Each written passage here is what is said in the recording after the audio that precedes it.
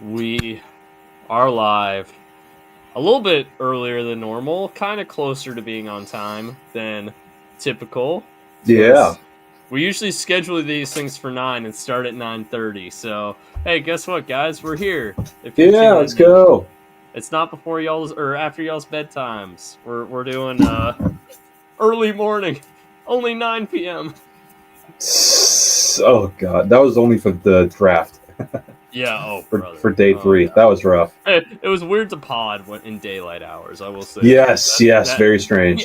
We did have the summer. We did have the summer episode that we podded with Gabe. Oh, that's right. Yep. That was fun. Good times. Well, we're here. Hello to everybody in the comments section that's already here joining. Thank you for hopping in. We have a lot to talk about. Oh, I teased, yes. of course, a legendary crash. I'm very excited. We're gonna get there. Oh man, it's not scripted, but I was just thinking about it and I was driving home today and I'm like, this is gonna be brilliant. However, now that I know my students are watching, thank you for that. I'll bleep it. Yeah, there you go. Get the censor button ready. Not the soundbar though. Soundbars that retired a long time ago. Legendary, but we'll get there. But very importantly, there was a Thursday night football game this week. Yes, there was. I should say tonight. I don't know why I said this week. Tonight, which featured the Seattle Seahawks. And Mr. Jokinen here has very, very graciously offered to open by giving his recap, his thoughts from the game. While it's fresh on the mind. We're going to skip around the regular itinerary here a little bit. We're going to go straight into just the game tonight, which let me update the banners. I forgot to update the banners. Oh, there we go. There we go. Yep, there's the ticker. Oh, nice.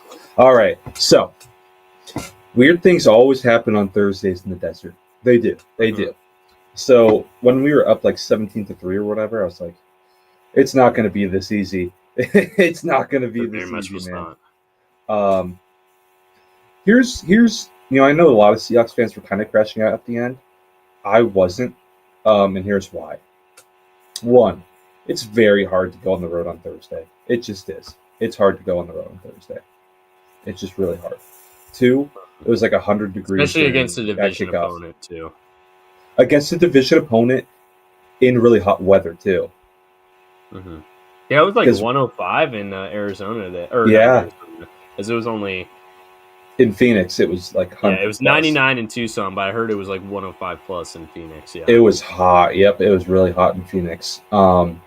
So the defense was just tired at the end. That's why they came back. The defense was gassed, man. I mean, honestly, the defense played honestly, the Seahawks have no one to blame. They played almost a perfect first 3 quarters defensively. Yeah, it's pretty clear they just got tired. When Mike Morris has to take snaps, you know that the defense is tired. Mm-hmm. Yeah. The only people that made this game close were the Seahawks, if we're being realistic here, right? It's that JSN hold, which I don't really agree with. I thought he forced the contact, I thought that was pretty ticky-tack. It was very funny. I thought they were going to throw the flag on the when JSN was like, "That's bullshit," into the mic. Yeah. Or the Walker taunting penalty, too. Oh, that was ridiculous. K9 had an awful game. He had an awful game. He really did. He was the reason they missed the one field goal because he kept going freaking backwards. I know. All game. He went backwards all game, man. And you could see the coaches were pissed. JSN was kind of in his head after that penalty. Kobe Bryant fumbling the pick. That was, first of all, he slid. When did sliding not become down, right? Right, yeah, you're giving yourself up. I don't really get that one standing. I don't get that one. I thought that was pretty bad. And Julian Love not dropped another pick too. But that pick to Kobe Bryant was so bad. It was so bad. And then Marvin Harrison Jr., yeah, he had the touchdown, but wow, he was awful. He was really bad for the first 3 quarters of the game, yeah. If not first 3.5 quarters, man. And then all of a sudden he came alive down at the very end. Both picks were his fault. Yeah. Like, did he really come alive? He had a good touchdown catch. That was a really good catch, but like, he didn't really do much other than that. Cards defense is for real, man. They got a really good run D. Like, Seahawks fans are like, oh my gosh, we can't run the football. But Cards got a good defense, man. Cards got a good defense. But you know what I have to say about this? Sam Darnold looks pretty good, man. Sam Darnold's been He pretty does. good. That last couple throws he had in the game, and again, last couple throws he had in the game. The one to JSN right before the missed field goal, and then the one to JSN before the made field goal to win it. The AJ Barner touchdown was a really good throw. An awesome first down conversion to Cooper Kupp. Like, I think Sam Darnold might be good. I think Sam Darnold might be good, man. That's not a bad defense. I'm believing in Sam. Here's why I think our run game wasn't great today. You know what it is, Beau? What's that? Take a guess. Let me see if you know. Why the run game wasn't good? Yeah. I don't know. Was there an injury or something? Robbie Utes on the IR. Robbie Utes is on the IR. I was like, or are you going up against Calais Campbell, who is just the ageless wonder? That too. Oh my god! I was on that game-winning field goal. I was so nervous about the Calais Campbell blocked field goal, man. I was so nervous about that. No, Robbie Utes was out, man. Robbie Utes is on the IR. I'm very sad. That's a bummer. He's gonna be back in 4 weeks, though. I saw something. I can't remember what the stat was, but hold on. I need to find this because it made me laugh really hard. It made me think of Robbie Utes. Who was it? It was Was it Brady Russell? No, it was a Bengals fan I follow on Twitter. It was about fullbacks. Was it earlier today? Oh, they're also a Reds fan. I keep tweeting about the Reds. They might have buried their own hilarious tweet by tweeting too much about the Reds. Let's see. Where is it? You can keep talking while I find it. Mr. Gleason, I'm going to send 10 big booms to you. Thank you. Boom! Can I get 10 big booms? Oh, here we go. Teams with 60 or more fullback snaps are a collective 8-1. Let's go! Robbie Utes. I'm so bummed, man. My beefcake's on the IR. I have the time of my life on these pods, man. I had the time of my life. My very special beefcake is on the IR. It's very sad. But you know what I have to say? What's that? I don't think the Cards jerseys looked as good on TV as we thought they would. You see, at first I agree helmets with you, good. And then as the game went on, I started to like them more and more. Like from the standard view, not when they zoom in.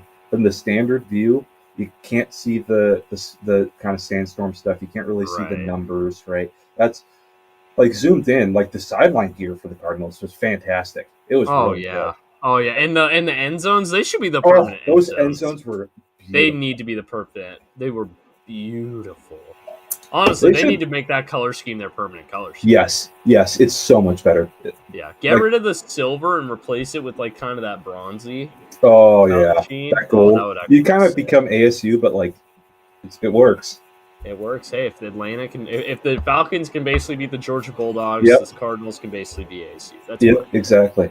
I mean, no, they didn't look as good as I thought they would. It's hard to notice the fine details from that zoom delay part, right? That's kind of the point I was making.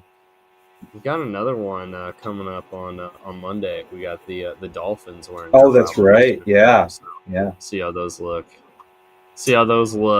The not black apparently, because I was calling them the blackout ones. Apparently they're just extremely dark navy. Yeah. People are saying it's like, come on, if you're going to be a dark, the Rams ones apparently not black. Apparently just really, really, really, really, really dark blue.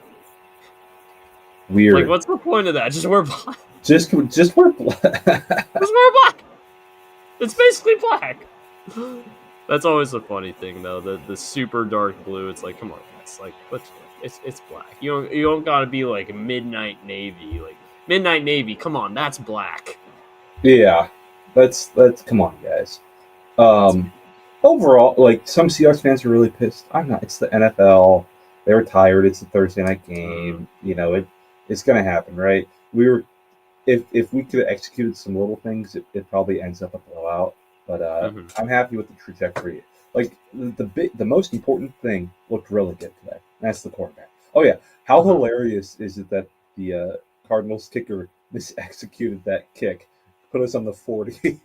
That was bad, man. JSN, had another great game. It was pretty Yeah, quiet. They were keying on him for the most part, but he turned it on at the end, man. He turned it on. Elijah Arroyo had a really good catch. I want him to use him. I need them to use Elijah more, man. They need to use Elijah. He's a weapon. But yeah, I mean, I think Seahawks can be in the mark. I don't think Ken Walker's coming back this year. After this year, I mean, that is just yeah. you can't do that. You just can't do that. It's not Michigan State anymore. No, you cannot. But hey, we won, and I'll take it. We're 3-1. That's all that matters. That's all that matters. Yeah. At the end of the day, win-loss column. That's what gets you places. If you can get into the dance, then anything can happen. Yep, and weird things always happen on Thursday nights in the desert. When Myers missed that kick, I was like, "Oh boy, here we go." Oh, here we go. And also, Cardinals should go too. No, I disagree because they had all the momentum and they're at home. If they were the road team, yes, it's it. I always think if you're on the road, you always go for two. I don't know. I think they should go on for two after the first one. Honestly, That is true. That is true. Down 14, go for two. down 14, go for two exactly. But hindsight, right? Yep. That's why they're the Arizona Cardinals, and they always will be the Arizona Cardinals. That's what I tell you, man. I keep telling you, Cardinals will find a way to beat themselves. Yeah, They did. man. This time 5 days ago they were undefeated, and now they're 2-2. You hate to see a bird fall. You hate to see a bird fall, unless it's Baltimore Raven, in which case you love to see that fall. Yeah. Crash and burn. Love to see a crash and burn. All right. Should we get into a recap from last week?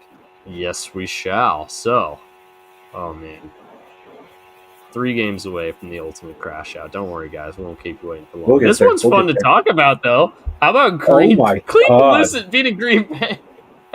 Hey, Cleveland's defense is legit. And I know I said that after the Bengals game, and I said it after the Ravens game too. That hey, the reason the Ravens scored 41 points isn't because the Browns defense sucks. It's because the Browns offense kept turning it over and giving them short fields to work with. Like the Browns defense is good, real good.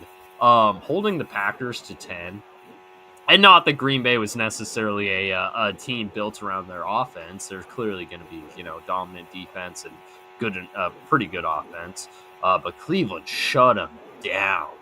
Awesome game by. I can't believe they lose so bigly the week before, then upset the team that we thought might be the best team in the NFL. Mm-hmm. Yeah, just pantsed them too. Just Matthew Golden blew that one. Mm-hmm. Missed it. Also, one of several games we'll talk about with blocked field goals at the end. I saw like a funny LeBron saying, "I saw these blocked field goals coming this week, man." It's so funny. It's so funny. Like a not great like a what's the word a slate that we thought wasn't great, and then just was absolutely amazing all day. It was very fun. Oh yeah. NFL is sometimes is so good at doing that, man. Except for one game. Maybe two. Yeah, probably the next. Honestly, the next two. A couple later on too, but we'll talk about those when we get to them. But yeah, Cleveland, massive upset. Holy crap! No one saw that one coming. No one absolutely saw that no one one. coming. Good for them. You know what? I hate the Browns. I do. I really hate the Browns. But when I saw they were going to beat the Packers, I was low-key rooting for it just because it would be hilarious. Unblocked field goal chaos, man. Unblocked field goal chaos. Mm-hmm. Hey, the Castle Project's goated. What are you guys talking about? Castle Project. Indy, Tennessee. Indy keeps Shout out to the Colts owner, man. I love the Colts owner, man. It was better than the singing one. That one's true. But yeah, no, the Colts owner on the sideline with the headset. She rocks, man. Yeah, Well, she's like at practice too. She rocks. Hey, That's boring. that's good. That's good stuff. You know what? That would be Jim Irsay's daughter because Jim Irsay always loved to be involved. He was a meddler. Well, Jim Irsay was, had a lot of issues. He did. He very much did. See, I don't think she's a meddler though. I'm not saying she's a meddler. It just makes sense that someone who likes to be very involved, their kid would also want to be very, very involved. See, I really hope she's not a meddler. I hope she's just a ball lover and just loves being around it, man. That's what I hope about her. Because if you are, that just rocks. Having a very high profile woman just showing how much she loves ball. That's great. That's awesome. As opposed to Katie Blackburn, who we'll talk is an idiot in the next game, and I hate. Yeah, it'd be funny seeing Jody Allen do that. She does. Yeah. She does not give a fuck. She's all about that cash cow. Yeah, and that's what the Seahawks are right now, and probably for honestly every NFL team. I think literally the least valuable is the Bengals, and they're still a couple bill. Yeah, no, it's probably one of the most profitable businesses by far in the world. Yeah. I mean, but hey, good on. Hey, at least you don't mess us up. At least you don't mess us up, Jody. Yeah. But for Indy, they get 3-0. They're still chugging along. Daniel Jones still looks good. Oh, I don't know what's going on, but he's just keeps chugging. Good for him, man. They're a fun story. I'm enjoying the Colts this year. Yeah. Very feel-good story to me. Titans, Brian Callahan officially gave up play calling duties.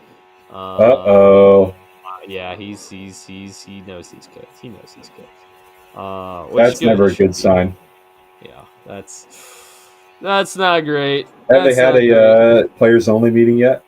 They have not had players-only meeting yet, no. But, yeah, it's either the players-only meeting or the head coach giving up play calling. That's how you know it's the end of the line here soon.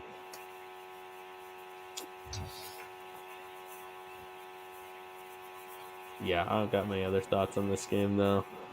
I do have a lot of thoughts on this next one, though. Let's hear it. I'm ready. Floor is yours, my friend.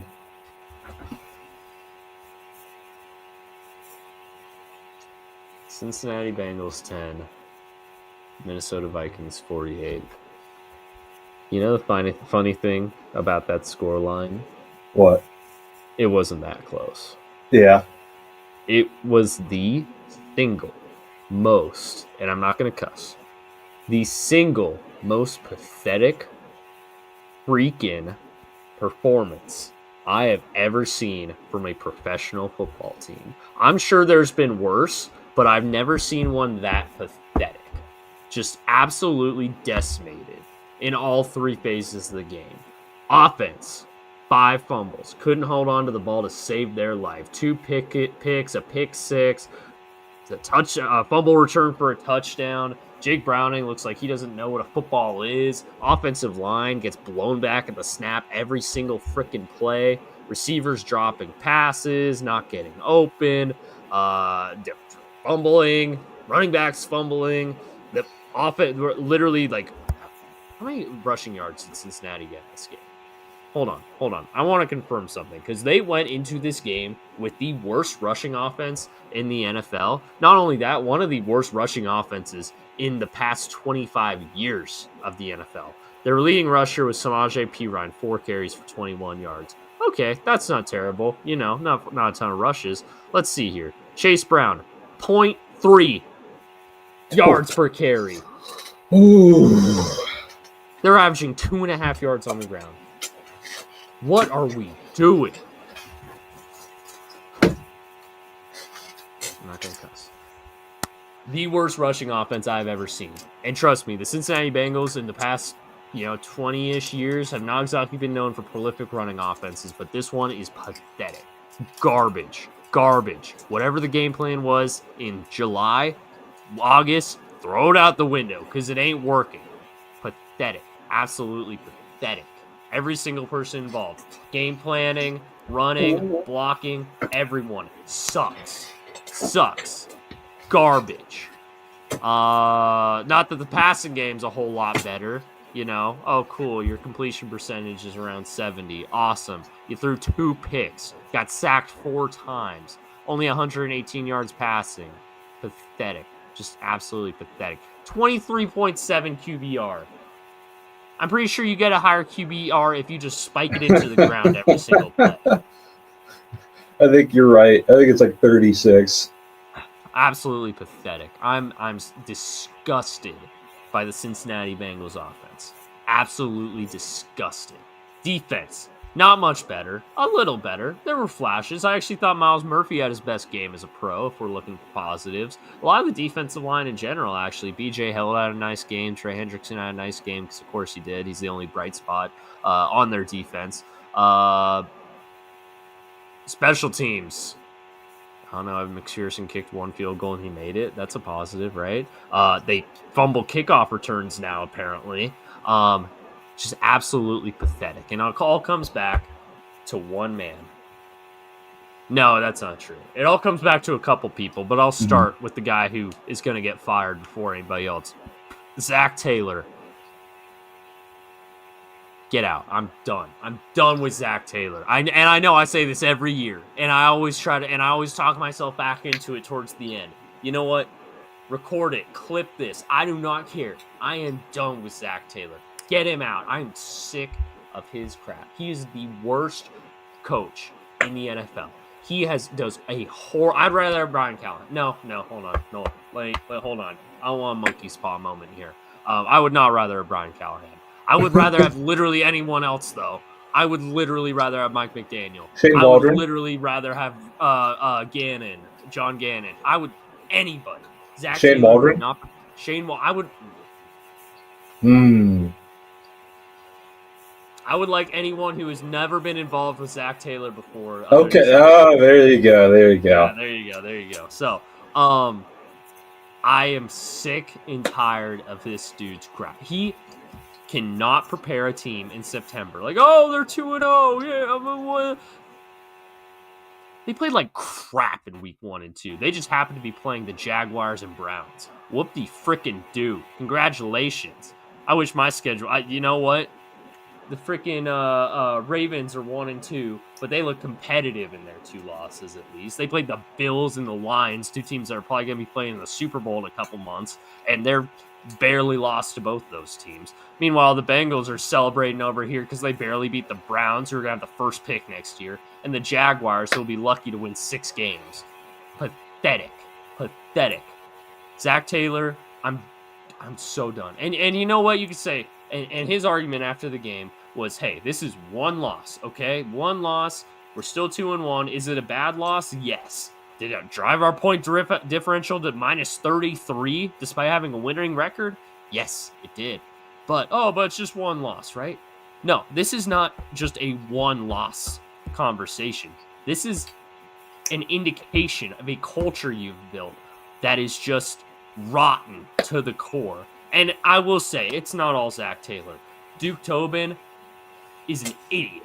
Cannot build a roster. Katie Blackburn, idiot. Cannot sign players. Cannot do what an owner needs to do. And let's face it, she's the owner now. Mike Brown is currently, doesn't even know how many toes he has probably because he's 97,000 years old.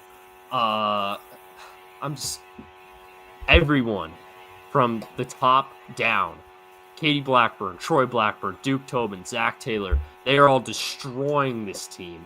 And I cannot wait. The Blackburns can't fire themselves. They can, but they're not going to. And they just signed a new stadium lease, so they're not going to sell. I know that. Duke Tobin could get fired, but he won't. Zach Taylor should be fired, but he won't. We're just going to let this thing rot.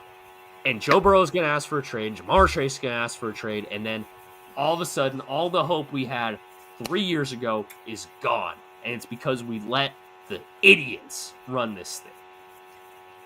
All right, ran over. Okay, I was going to ask a question after your rant. Is it time to fire Zach Taylor? But you answered that question.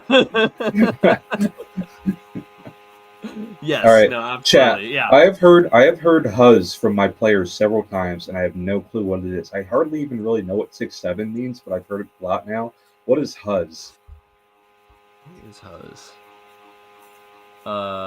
It's slang. It's a according to Google AI, it's a euphemism for hose, which is just a group of women, basically. Okay. That makes sense. Because we let the idiots run this thing. Oh, my crush. Hose Okay. is my crush. Oh, okay. Never mind. Okay. I've heard it. That's the context I've heard it in. That's the context All I've right. heard it in. Yeah, no, I tried to censor myself there. Hopefully, I didn't. Hopefully, I didn't want to let anything slip there. But getting a little scary. Oh yeah, You should have seen him last season. His rants were like he went through the 7 stages of grief last season.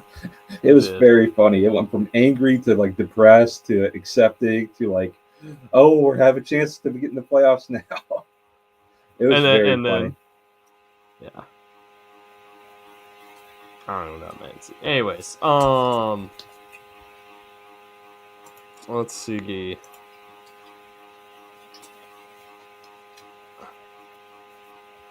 All right, the next Steelers, game, New England. Yeah, sorry, I was looking for the banners. I'm like, where did it go? Dude, New England pulled a Bengals here and had like 5 fumbles. If they had not turned over the ball in the red zone like several times, they would have won. Pittsburgh just gets insanely lucky in all these games. They do. Other than the Seahawks game, Caleb Johnson didn't fumble a kick. Yeah, the Steelers should honestly be 0-3 right now. Like they're eating off of the Jets and the Patriots just being inept. Yeah. Yeah. No. Funny thing, Drake May putting up some numbers in this game, not points. He only put up 14 points. He had some. He put up a lot of numbers in this game. Whenever I tuned in, he looked good throwing the ball, but a lot of picks, a lot of fumbles, which aren't all his fault, right? TJ Watt really looks washed, man. He is. No, I think the Steelers defense. Steelers defense is rough. They're getting old and expensive. And again, I don't know how inspired the Steelers should be off that. Like, yes, 2 road games. They're 2-0 on the road. Cool. Again, their wins are against New England and the Jets, who are combined 1-5 right now. I'm not sure I'm really inspired by that. Personally. But we'll see. They do get to play the Jake Browning Bengals twice. That's a recipe for success. Let's see. Anything else on that one, really? No, not really. Drake May, Let's talk about the game of the week then. Oh, wow. Yeah, this was awesome. Rams, Eagles. Holy cow. There's a couple game of the week contenders, actually. I'd probably give it to this one. Yeah, probably, because Lions-Ravens was kind of... Lions really opened that one up there at the end. But yeah, how about Rams blowing a 26-7 lead? Second half that was lead. Hilarious. Just at 2 blocked field goals in the process at the end. And picking it up and covering it at the end. Yeah. Jordan Davis with the cover. The most insane bad Such a bad beat. For anyone who picked the Rams. Oh, I know there's so many people that picked the Rams and we're like, just fall down. That was hilarious. Yeah. No, but dude, the Rams just choked. I know. Big time. They had this one locked up. Hey, the Eagles' passing offense finally came alive when they needed it the most. So that's good for them. 3-0 now. This was probably their best performance of the season in totality, and the best team they've played so far this year. I think it's safe to say the Rams are better than the Chiefs. Yeah, I mean overall, I think Philadelphia comes out of this one. Concerned about their first half performance, but the Rams are a good team, and they came all the way back, and they dominated the second half of this one. They got. I really wish McVay retired, man. They would be so much worse without McVay. Outscored them 26-0 in the second half. I think. Get on that, man. 26-7. Okay, 26-7. Oh, I said 6-7. Oh yeah, but still. Uh-oh. Bryce got in the head by a volleyball. Oh, He didn't bring up volleyball. Those things are expensive. yeah. But speaking of blocked field goals, another game which featured Nice. one. New York Jets, Tampa Bay. How about Aaron Glenn? Yeah. How about Aaron Glenn's dance? Oh man, I love Aaron Glenn, man. I love Aaron Glenn. I gotta say, going into Tampa with your backup quarterback and almost winning, Aaron Glenn, that's pretty good. That's pretty good. You have my attention. You have my attention, Aaron Glenn. You have my attention. Yeah, I mean, other than the Bills game, the Jets have been like solid this year. Mm-hmm. Like they sucked against the Bills and the Renaissance baby. They're on fraud watch, but Fields didn't play in this one. Oh, that's right. It was Tyrod. Yeah, it was Tyrod. The Tyrod Renaissance. Yep. Yeah, I don't know. They almost Will McDonald, your guy with the blocked field goal return for a touchdown, blocked it and returned it. And didn't get the leverage penalty. I know, yeah. Touching the long snapper. That's legal. Yep, it's legal. As long as you don't touch the long snapper, you're fine. Or the blocker. And then Baker with another game-winning drive.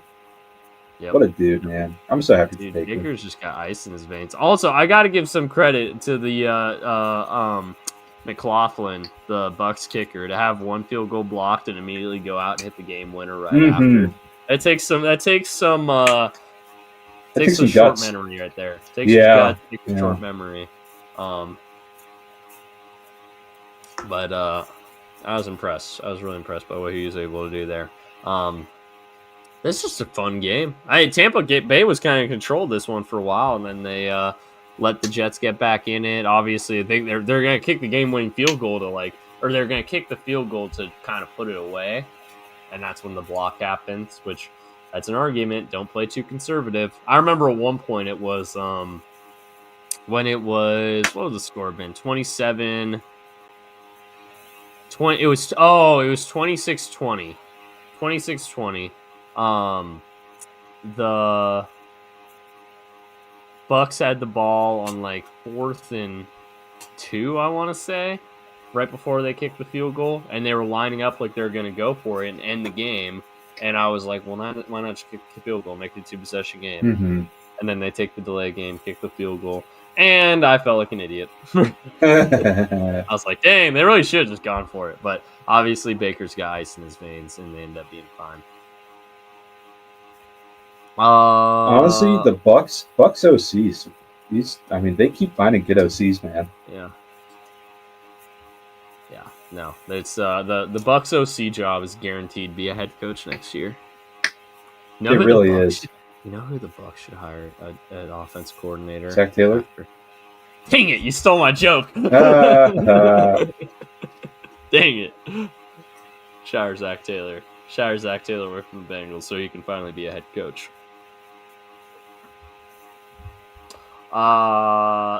Raiders Commanders. Marcus Mariota. Blow-up game in the big 2025. You know who the Raiders fans hate right now? Who's that? Our dear old friend Brennan Carroll. Oh, they do? Yeah, they're pissed that JPJ is not playing center and that the O-line sucks. It's like, yeah, I lived that last year, buddy. All right. That sounds about right. It's classic old Nepo baby. I'm surprised that Tater's not on staff, though. Yeah. Who keeps you accountable? Nate and Tater. My son Tater. And my yes man. My son and my yes man.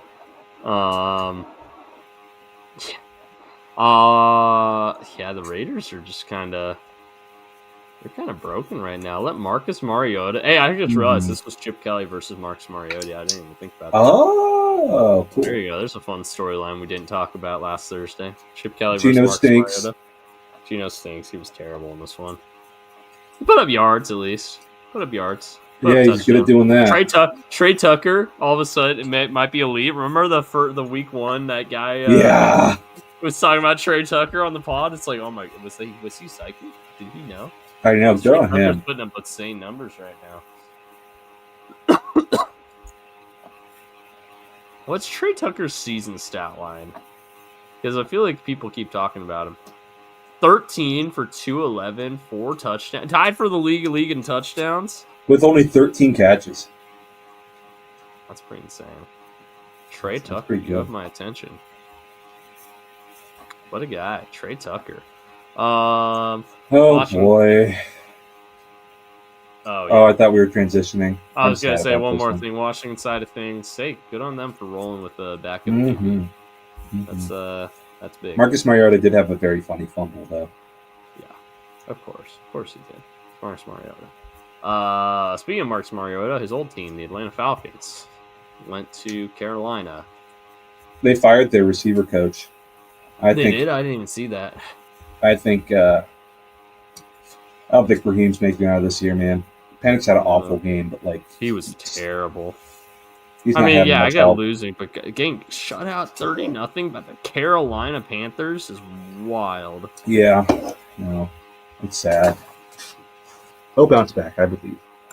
Yeah, but oh boy, hey, maybe they'll get the hired. Maybe does the fired coach boost count for receivers? Here's the worst part of it: they don't have their first round pick next year. They do not, because they traded it for James Pierce. James Pierce is good, but yeah, their D line has been good. I'll give them that. Oh man, can't. Oh man. Hey, how about Belisarius? Throw Belisarius in the comments right now.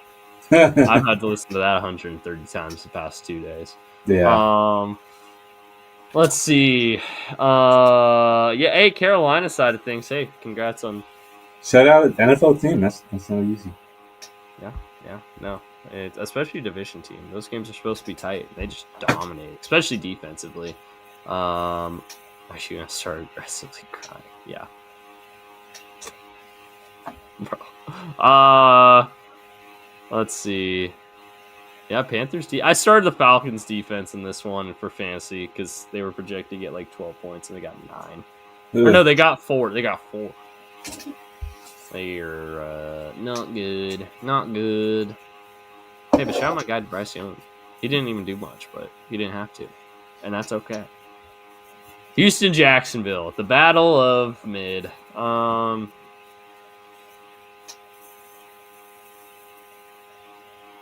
Houston sucks. I know. They're terrible. Stroud sucks. I keep seeing that C.J. Stroud, Caleb Williams clip of them after a game, and like Stroud's like trying to give it advice, and he's been worse than Caleb since then. Yeah, not in wins. But I don't know about worse. They've both been bad, but yeah. Stats wise. Oh, stats wise, yeah. Yeah, no, Stroud's terrible. Their O-line sucks too. What a freaking surprise! I know their O-line. Their defense is good. If Houston can hang their disclaimer on that one. I was about to say Houston can hang their hat on at least their defense is good. But in crunch time, the past 2 weeks, they've had a chance to put away a game, and they melted down both times. To Baker Mayfield, which, okay, fair, the Bucs are good. But to the Jaguars? Yeah. This game was 10-10 in crunch time, and they just let him walk down the field like it was nobody's business. There's something seriously broken with Houston's offense right now. I know they hired Nick Caley. I have no idea who any of you are. No. Sorry, I have no idea who you are. But anyways, I hope you're having a great day, though. But yeah, Nick Caley looks like he was a terrible hire. He might not make it to mid-season at this rate. At least they got the Titans in their division. So, in fact, I think they play this week, so they should have a win here soon. No, Noah's someone else. I know who Noah is on these chats. So, yeah, no, Houston sucks. Jags, hey, they're 2-1. I know I've been crapping on them so far tonight, but they're 2-1. I don't know. They've beaten who'd they beat? I am a lot less scared of having to go to Jacksonville now. Yeah. I was very scared of that. I am not at all. Who did the Jags beat week 1? I already forgot. Colts, right? Oh, Panthers. No, Panthers. Black Panther. You beat the Panthers and Texans. Just because You lost I'm to Black Jake Panther doesn't mean I can go up a ladder. You lost to Jake Browning. Get out of here. Goodness gracious, Jake Browning can beat the Jaguars, but CJ Stroud can't. Welcome to 2025. Ugh, God. Even with that defense, you still stink. Yeah.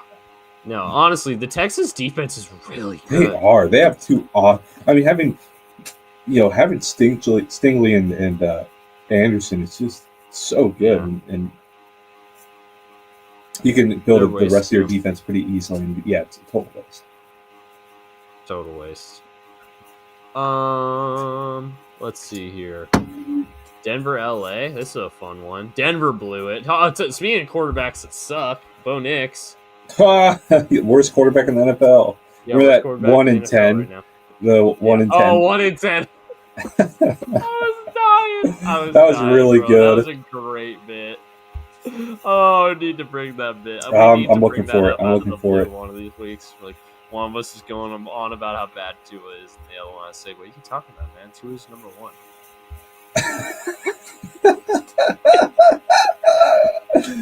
Oh God, that was so funny. Yeah. Oh man, great bit potential. I love that Dolphins teacher, by the way. Oh yeah. Oh, imagine how depressed that poor woman is right now. She thought it would be, and it's still a fun little thing to do with her class, so I get it. It's like L. Yeah, being like, hey, man, I don't know what grade she teaches, but I imagine it's like a little third grader or fourth grader being like, Mrs. Whatever, why do the Dolphins stink? Why do you keep rooting for them if you know they're gonna lose? I had a fifth grade teacher who loved basketball, which is so weird because all my teachers growing up were Hispanic women, so they all loved baseball. They loved baseball, but she loved basketball. Senora Zendejas, and it's fifth grade. A little bit of fifth grade-itis, right? So like, She let us like we had a day in class because like in fifth grade we rotated teachers. She was the math teacher, and she had us make March Madness. She printed us all out March Madness brackets and taught us brackets and stuff. So we got to make brackets and like we do like first we updated after the first week, and then we had to get rid of them because a kid told a parent and the parents complained, and we were all so pissed. It's like, oh what my a parent God. complained about that? What's wrong with that? Because she was like teaching us. We were doing math lessons with basketball and stuff too. It was great. That's parent would complain about that? That's awesome. I know exactly which parent did it too, and it was the one shitty parent too. What was their issue with it? It's not math. It's not educational. It's like something fun. I know exactly who it was too, because class sizes were a little smaller because it was the lottery school, so we were all very tight knit cohort, right? In our grade, so I know exactly who did it. Me and McLean were only in the same class once since kindergarten. Really? Yeah, we were never in the same class in elementary school. By design, he wouldn't let us. That makes sense. Class. You don't want to have. Yeah, I guess that makes sense. We'd be too rowdy. Yeah. Oh yeah. That sucks though. I'd be mad. I'd be so mad if I was a teacher. I'm like, I know we didn't even have fun with the class. Like, I know. I know. There's a math integration in there, so it's not like a. It was like a lull after standardized testing too. Oh, brutal. Yeah, that's ridiculous. Let the teachers teach. I know. Oh, dude! So when they got like a new admin in there, so many teachers retired because they were older. But they messed around so much with each other because they're all friends. It was like the one place where those people teach. It was great. Yeah. Ruin our fun. What? Okay. Yeah. How do we even get on this? Denver, LA. How do we even get to that? I don't know. All right, Denver, LA. Hey, Herbert's been good ever since. What's her name? Herbert's been great this year so far. What's her name? What's the girl's name? Oh, Madison Beer. Madison Beer. Yeah. He's been good ever since they linked up. Yeah. There you go. He got it. He got his Travis Kelce, Taylor Swift hookup, and now he's Honestly, doing Travis has good. been worse ever since he started being with That's Taylor. true. That's true. Which he was also just starting to get older. Yeah, conveniently. Correlation, causation. Come on, let me do it. Yeah. No, I feel you. I feel you. But No, you're right though. no, but Herbert's been balling out, dude. They look like a good. They look team. good. They look. And They you know look what? like Their they might leads- take the West. They could because Chiefs. I mean, Chiefs got the Ravens this weekend, and whoever loses that game's kind of screwed. The Ravens win. If the Ravens lose, they might be fine just because I mean, who's their competition? The Steelers in the Bengals. North. Yeah, Like, Browns.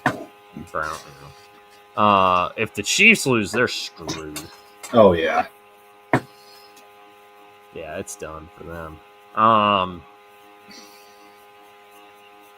Bo Nick's sucking is very fun though. Oh yeah. He's back to Auburn. Bo Picks is back. Picks. They had so many back. opportunities. And the thing is, they were up comfortably in this game at one point. They just refused to put them away. That hyped defense hasn't lived up to it, man.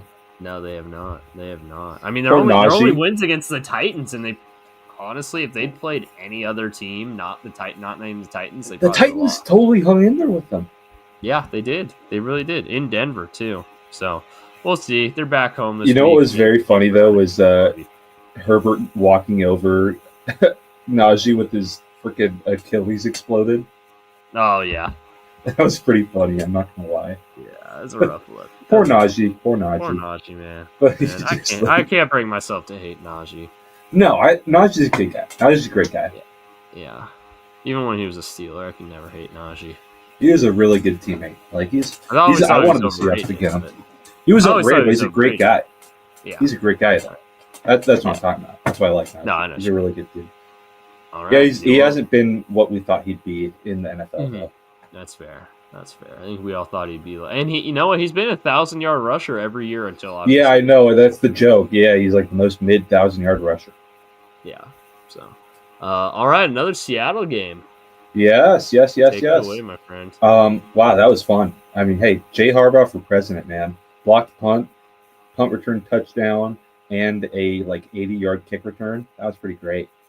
Spencer Rattler was having a rough one.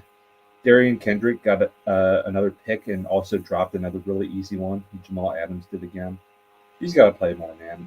I think there's going to come a time where we're going to put Witherspoon back outside. Job's been awesome. Josh Jobe has been awesome. Put Jobe on the other outside and have Kendrick play nickel because he's just dynamic in there, man. He's a dog. Yeah, I mean, it was just everything was cooking. Sam Darnold looked great. Running game was good. Only bad thing that happened was Robbie Hughes getting hurt. Got a high ankle. Very sad. But, yeah, no. I mean, Saints suck. Honestly, it was not Spencer Rattler's fault. It was special. You blinked and it was 21-0 with special teams. Yeah, no. The Saints are hot garbage. Yeah, they're going to be the number one pick team, man. But how did they take the Niners and the Cards down to the wire, man? It was A, home, B, Mac Jones hurt for the Niners game. Or That's not true. Mac Jones hurt. Brock Purdy hurt. And then week 1 for the Cards. Week one's always funky. Yeah, but yeah, great win. Great win. Yeah, no, Saints are terrible. Which we all knew they'd be. Have you seen the line for this week, by the way? They're playing Buffalo. Oh, God. 14? Take a guess. 14? Worse. 17? Not that bad, no. In the middle. 15.5. Woo. That's a hefty line right there. And you know what's funny? I'm taking it without even a second thought. Yeah, me too. Oh, my God. 15? Not What's worse, the fact that it's 15.5 or the fact that I'm like, oh yeah, okay, Buffalo. I'm THN. All right. THN. I'll think about that one. Cowboys, Bears. Oh man, the Cowboys are just more like the cooked boys. Am I right? Goat Dottie. call a run play. He's Hey, getting Jake fired. Ferguson went off at least. Yep. Yeah. That nice What game. a freaking CD Lamb's surprise! They hurt. So stink. there's CD Lamb's hurt now. Good call. I gotta Out fix. for Thanks for reminding me. I need to change my fantasy lineup. Oh, dang it. I don't think I played this week anyway, so. No, I play Hudson. Oh, jeez. I'm 0-3 in fantasy, and it and just like the unluckiest 0-3 ever. I've been favored going into every game, and I end up losing by like 4 every week. Zach put up 140 and like got hooked on me last week. That was rough. I'm not a bit. You know what? Between the Bengals and my fantasy team this year, Not good. NFL's just pissing me off. At least I've got baseball. Which I don't normally have this time of year. So I know. Oh, first, little tangent, but first time in like my actual life, 0-1 doesn't really count. The Mariners won the division. Cal's going to be MVP. 60 home runs. Ooh. Got the first round bye. First round bye too. Oh my god. Yep. And, hey, but they cannot. I was watching, or I was looking at the playoff picture. They cannot get the 1 seed because if they get the 2, they're gonna play the winner of the Tigers Guardians series. If they get the 1, they play the winner of the Yankees Red Sox series. Oh, please the 2. Please the 2. Please get the 2. Please get the 2. And they like won tonight, and I'm like, I like the momentum, guys, but you think we could slow it down a little bit? Give Cal some rest. Yeah, well, he wants the record, probably. That's true. He wants the record. Okay. He was so unfair. Blue Jays won tonight. Blue Jays won tonight. We're good. First pitch of the night, he got it inches away. Yeah. In his first at bat, inches to the furthest part in right center too. Okay, we play the Dodgers this weekend. The Blue Jays play the Rays. So, hey, I'm all in favor of going into the postseason with momentum, but slightly less than the Blue Jays, please. Yeah. Or the Yankees. I guess the Blue Jays and Yankees are both 91-68. What are we? Are we 90? We're 90 and 69, yeah. Nice. I was waiting for it. Anyways, but back to football talk. Ben Johnson getting his first win. Congratulations to Benny J. Yeah, good on him, man. Good on him. Yeah, his first game against a team that doesn't know him super well. Yeah. First game against a team that doesn't know him inside and out. So. Right. I guess that's true. Yeah, because in Minnesota he played them. Rome's continued to really cook. Rome's had a nice year. Rome's doing good. He's kind of developed into Caleb's number 1 target, which is good. Which is very good. Which, I mean, being the number 1 target in the Ben Johnson offense, like, let's go. That's good news. That's peak. That's peak right there. But for the Cowboys, my goodness. I mean, not that we ever thought the season was going to be amazing, but this is just going to be a true disaster.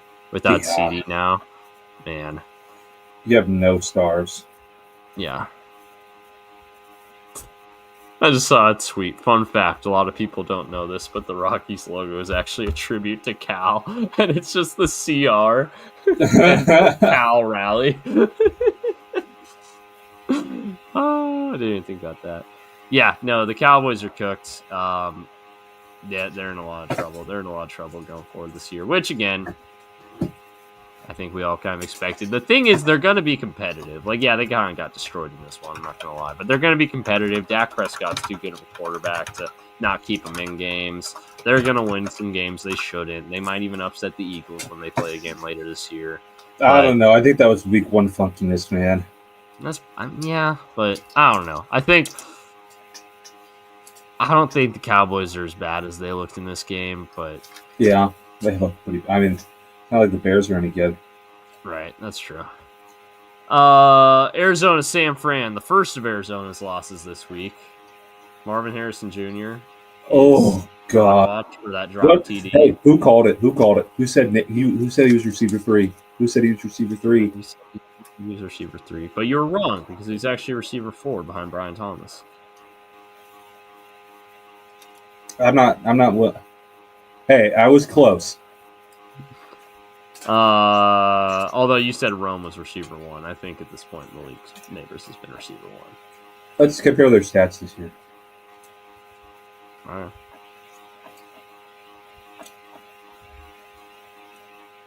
Also have to remember their quarterbacks. Caleb Williams stinks. Neither of them are any good. Yeah, Russell Wilson's. Okay, so Malik's 251. Just click on Malik Neighbors' name. I know that's what I'm doing. And then I have to find Bears Roma Dunze. Their leading receivers almost certainly Rome. 227. So let's see. 16 catches, 227, 4. 16, 251, 2. So it kind of depends on what you value. Yeah. They've both been good though. But I think Malik was better last year, so body of work. That's fair. I'll give you the edge right now. Arizona, San Francisco though. What a choke! Yeah, big time choke by the Cards. Yeah, they had a chance to put this one away. How do you have Calais Campbell and can't block two game-winning field goals, man? Hey, Rise of Ronin was fun, dude. Rise of Ronin's a great game. I'm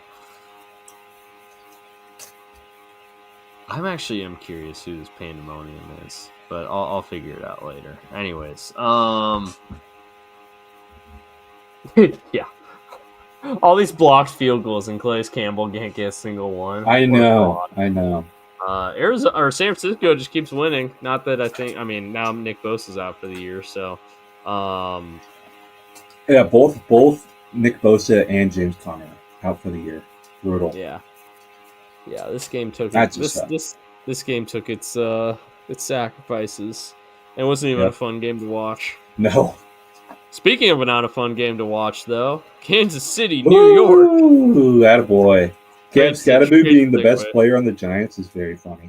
Oh, I love that. Cam Scatterby's a legend, man. Everyone else, well, not Malik Neighbors, but Malik Neighbors, poor guy, man.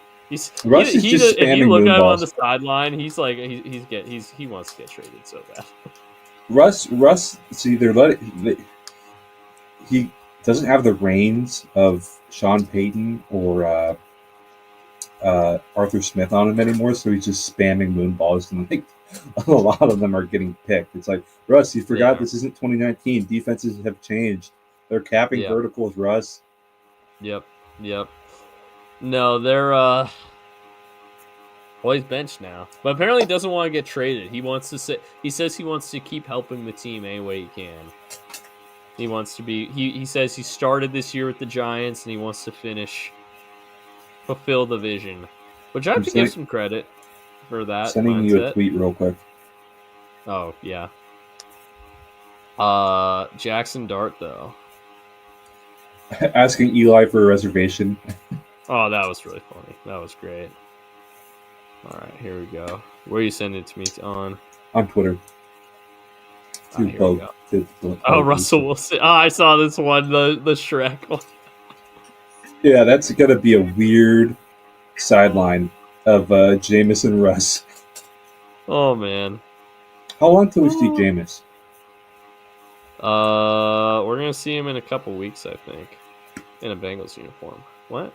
No, I think that would be fun. I'd have so much fun with that. At least I'd have hope. At least I'd have a reason to watch. Browning, I'm just like, I'm done with this crap. This sucks. But shoot, what was I gonna say? I don't think you see. I think Jackson Dart stay sick unless he gets hurt. I think Dart starts the rest of the year. Because what do you gain by benching him, right? You're 0-3. Like you should realistically know you're not making playoffs here in New York. Just start Dart, let him develop, let him take his lumps, and then roll next year with a new coach. For Kansas City, y'all still kind of suck. Yeah, it shouldn't even been that close. No, they were a lot better in the second half. Credit where credit's due. In the second half, they did look like a competent football team. First half, they were horrible. I don't know. There's something fundamentally broken with the Chiefs right now, and I love it. If I have to suffer, the Chiefs fans should have to suffer too. I think that's fair. I think that's fair. Yep, I agree. Speaking of fan bases that I like watch suffering, Detroit, Baltimore. Oh, well, I have never seen Lamar get sacked that much. Oh, dude, he was living on the ground. Something cheese. I don't know. Shout out to the young DC for Detroit. Getting your guys able to tackle Lamar is one of the hardest things to do, especially as an NFC team. So shout out there, man. Yeah, no, they were hitting in this one. Like, and obviously they allowed 30 points, but like Detroit's offense was walking up. One of them was kind of garbage timey. That's true. But Detroit's offense was walking up and down the field like nobody's business in this one. Like, in a way, like I know the Ravens defense started slow last year too, and they'll probably be fine as the year goes on. But this is 2 years in a row where I think we should have serious questions about the Ravens defense. Mm-hmm. Ever since McDonald left, they obviously last year they finished pretty strong, but the amount of Ravens fans that I've seen on Twitter so sad about Mike McDonald is very funny. Oh yeah, very funny. They're suffering. They're like, we should have fired Harbaugh and bumped him up. Fired Harbaugh. Yep. And I think they should have, honestly. I think they should have. Right now, it's looking like yeah, they probably should have. Yeah, I think it's one, you can keep it within the tree and you'll have similar results, but when you don't have the architect, it's never the same, right? Because play calling is something you just got to have. Some people have it, some people don't, right? Having those instincts of when to call certain things at certain times. Some guys have it, some guys don't. It's the same thing with Belichick disciples, McVay disciples. Some guys have it, some guys don't. And I think Detroit, for the Detroit side of things, I should say, the reports of their demise were greatly exaggerated. Because and you know what? We were peddling that, to be fair. We were saying, oh, Detroit's going to take a step back without their coordinators. Week 1, it looked like we were right. Ever since then, we were wrong. They've been awesome. We were really wrong about that. We were really wrong. And we also were kind of like saying the roster turned too. Their guards look great. No, they really do. Oh, I can take a step back. And how was I surprised that Tate Ratledge wasn't going to be a stud, right? Yeah. No. Yeah, we were wrong. We were wrong. Defense looks better with this new guy, man. He's doing more. He's a lot less static than Clem was. Yeah, I know Daniel was never a huge Aaron Glenn guy. I know he grew on him over time, but I know there was many points where he was complaining about Aaron Glenn, and right now it's looking like he was right. Mm-hmm. I mean, the amount of staff churn they had, they lost a ton of assistants to both the Jets and the Bears. Yeah. Oh yeah, they lost Angstrand too, who was like they lost tons of guys. They have eight new coordinators or position coaches this year for Detroit. Hats off to you, Dan Campbell, man. Hats off to you. Yeah, Dan Campbell. I don't know if Dan Campbell's won Coach of the Year yet, but if he hasn't, he should have. Yeah. Turning the Lions from a laughing stock to like just one of the toughest teams out there is so impressive. String cheese. I have no idea. All right. Any more closing thoughts on week 3? It was a great week, man. It was a fun week of football. It was. All right, on to week 4. We already talked Seattle, Arizona. Yeah. We can get right into the breakdowns here. So, you led off on Tuesday with your pick for Seattle, Arizona. And we both picked Seattle. You gave the game plan for Seattle. So that means I get to pick between Minnesota and Pittsburgh. The Carson Wentz, Minnesota Vikings, going to Orland, taking on the Pittsburgh. I can't do an Irish accent, so I'm just going to stop doing it. The Pittsburgh Steelers. The Pittsburgh Steelers. That was good. That wasn't terrible. It wasn't terrible. I'll go with the Vikings in this one. So Vikings gameplay. I for game planning, not for my pick. I haven't decided on my pick quite yet. So we still got Carson Wentz out there. I don't know if he showed me anything against Cincinnati to make me think, oh yeah, he's gonna continue to lead this team to wins. I just think the Bengals are a absolute dumpster fire. Yeah. So I didn't come away from Carson Wentz's performance overly enthused. I thought his pocket awareness was very poor. He didn't make any major mistakes. He didn't throw any picks or anything to put the offense my in a camera's bad off. spot. Oh no, you're good. He didn't do anything to put the offense in a bad spot. So I think if Wentz can just do the classic Kevin O'Connell, keep the offense on rhythm. Stay out of big mistakes, stay out of big holes, stay out of second and long, third and long. Should be okay. I will say he does take insane number of sacks, which Bengals pass rush is not good, and he was just like walking the sacks. So for Wentz, just stay on pace, don't throw any picks. Defensively, I mean, it's Brian Flores. They'll be able to handle the Steelers offense fine. So that's my game plan. Brian Flores is pretty familiar with the Steelers too. He is. So game plan for Minnesota: stay on rhythm offensively, stay on task offensively, and defensively. Rodgers has been a little more turnover prone this year than he has been. He's taking more sacks too. Yeah, so just try to make him see something pre-snap and fake him out. Brian Flores is special. Special. So that's how Minnesota wins this one. How's Pittsburgh winning? They win it through Aaron Rodgers. They need an Aaron Rodgers masterclass against the Vikings, like he has many times, right? You got to trust him, get the defense offside, or he has just one of the most wicked hard counts ever. That's going to get them to show something. Right? They like to move late. They like to move right before the snap. You're going to get some offsides. You're going to get some. You're going to be able to see what they're doing. Trust his mind. Trust his experience. Let him rip it. Let DK rip it. On defense, hold your lane integrity. Crush the pocket. You got the guys. Mix it up a little bit more. They've been a little too static this year. Like TJ Watt's lining up on the same side constantly. Move him around. You pay him that much money, make it. Let him be that dude.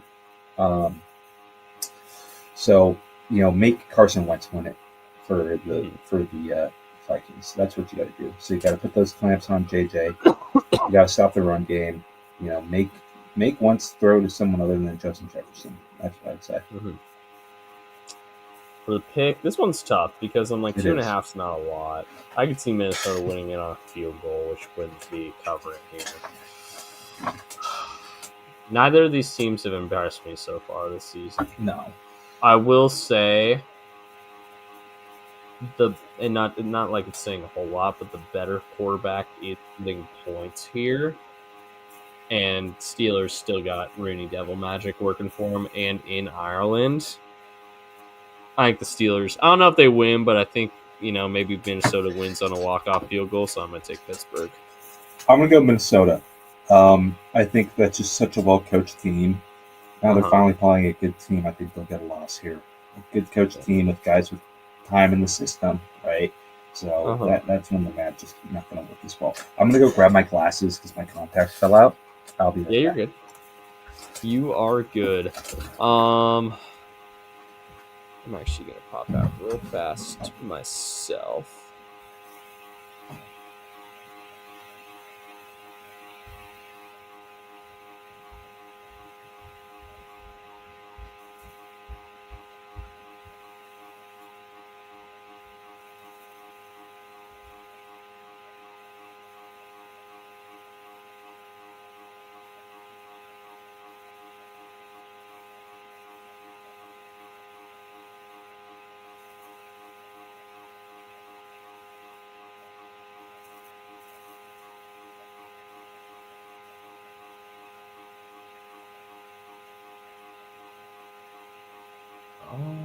All right, back. So, next up here, Atlanta, Washington. I have a good feeling Rob's going to want to be with Atlanta, but I'll let him make that pick when he comes back.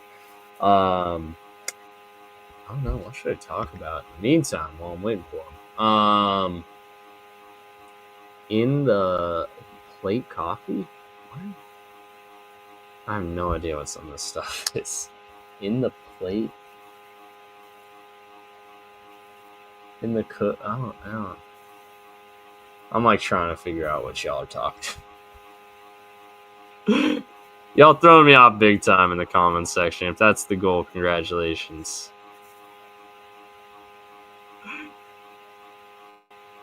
Pandemonium. I wish I could figure out what's cat. That can be anything.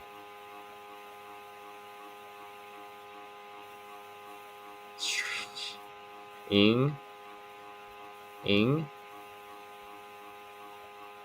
That gives me nothing. I'm sorry.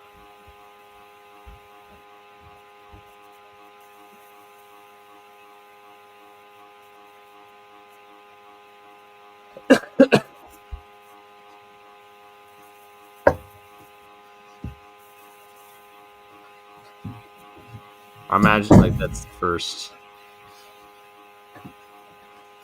Alright, I think we're coming back here.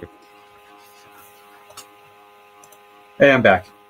Sweet. Okay. Washington, Atlanta. I figured you'd want to take Atlanta, and you get the pick anyway. So, yes. My key for this one is flush last week's performance. Just flush it. Toss out the game tape. Let Mike rip it. Just let him rip it. I don't think they've really let him do that so far. This can be a battle, you know. Even is Jaden Daniels playing? I don't think so. No. Okay. Even though he's not playing, it's still a good team. Gets some revenge on Mike Sanders still. You're going up against Bobby Wagner. It's going to be a battle. It's a good team. I mean, they put up a ton of points on the Raiders without Jaden Daniels. So, Cliff Kingsbury likes to mix it up a lot. You have a great D-line, play discipline, stop the run, right? He has a really diverse run game, especially with the quarterback being involved. They have a lot of sets, so play disciplined, get that pass rush going, hopefully get some turnovers, and let Mike rip it.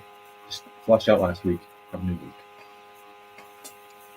For Washington, do the opposite. Whatever worked last week, hope it works again. Obviously, I mean, Kingsbury is making his case to be a head coach right now again. With how he's got Washington's offense rolling, even without Daniels. In fact, you could argue they had the best game of the season last week without Daniels. Yeah. Now, granted, it was against the Raiders, so, you know, not necessarily world beaters, but overall, they had a great performance, and I think a big part of that was Kingsbury's game plan. So, whatever worked last week, bring it back this week. But defensively, I think you're starting to see that you can, you know, force Mike in some mistakes. So you don't necessarily have. I would say Washington doesn't have the same D line that Carolina has, so it might be a little bit harder to get to them the way they were able to. But I think regardless, the Dan Quinn defense is pretty good at that as a whole. So just try to, you know, keep that going, copy what's worked against Atlanta so far this year, which is, again, forcing Mike to, you know, play a little hero ball, and sometimes that works for him, like it did against Tampa. Sometimes it doesn't, like it did for 60 minutes last week against Carolina. But yeah, who's your pick in this one? I'm going to go Washington. Yeah, I think I'm with you. I think getting Washington here, considering considering how both these teams played last week, and obviously it's a week-to-week league. Atlanta's at home now, but Atlanta was real bad last week, so it's hard to really hard to justify that one. One last thing, though. Yeah. Well, question for you. Yes. How do you feel about Cliff Kingsbury as the Bengals head coach?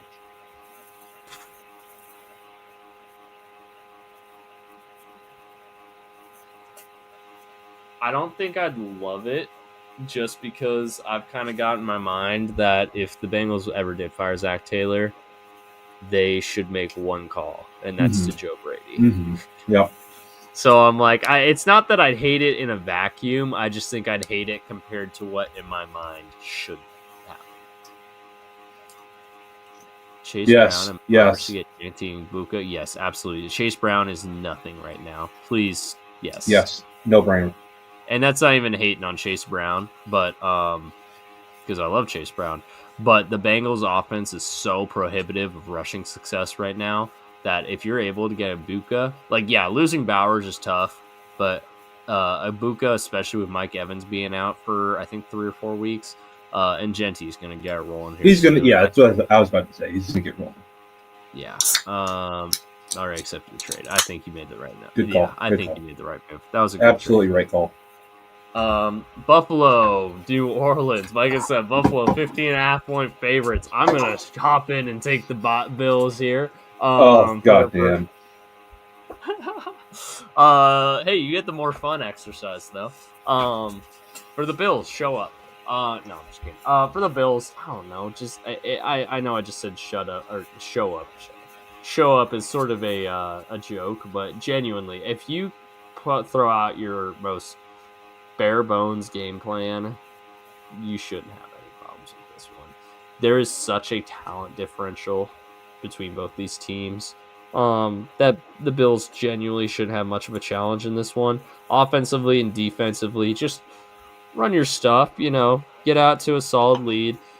It's funny, the Bills are like the anti-Bengals in that they're always really good in September and then start to lose steam around the middle of the year. Yeah, just literally play your game. You shouldn't have much trouble with this one. 15.5 is a big spread, but from a win standpoint, should not have a lot of problems here. Yeah, for the Saints, I would say, just like the Falcons flushed last week, fix the special teams, right? That's what really put you in a hole last week, was special teams errors all game. Play free, play fast, around the road, tough environment. Just put it all out there. Have a good week of practice. Put it all. Trick plays. I mean, what you got to lose? What do you have to lose? Nothing, other than draft position. Right. Yeah, if anything, it helps you to lose. It's not like Kellen Moore's getting fired this year, so. I'll say this: their run D's good. Yeah. Yeah, if there's ever a time to tank, it's when you know you're not going to get fired. Like Kellen Moore, you're not going to get fired this year. No. So, I'm picking the Bills to cover. Yeah, me too. I have 0 faith in the Saints. Yeah. Lions Browns. Lions 9.5-point favorites. Who you want here? I know Lions. They've been fun to talk about. Go ahead. Keep being that tough physical team, right? Mm-hmm. If you're going up against a pretty old quarterback on defense, keep those pressures going, right? They're getting pretty creative. Let Hutch run. Keep mixing it up on offense. A lot of people like to say, oh, we don't want to show something on film. Well, you guys clearly don't care, because if you show it on film, they're going to prepare for it and do something on top of it, right? You got brilliant mind. Just keep it going. Keep that momentum going. Don't take the Browns lightly. They just beat the Packers, and the Packers stomped you. All right, your time.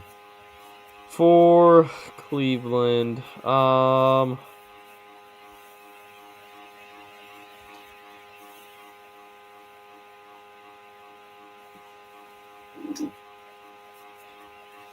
not gonna win. I don't know. And I said the same thing about the Packers, though. So, if you're the Browns, do what's gotten you to this point, and that's just be the more physical team.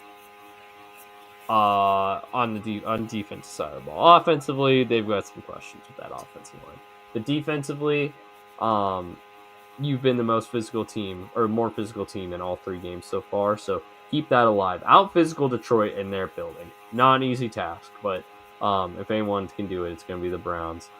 Get Myles Garrett, move him around the defensive line, test these rookie offensive linemen, second-year offensive line. Put Myles Garrett inside, put him at 3-tech, try to throw him off. Just, get him moving around.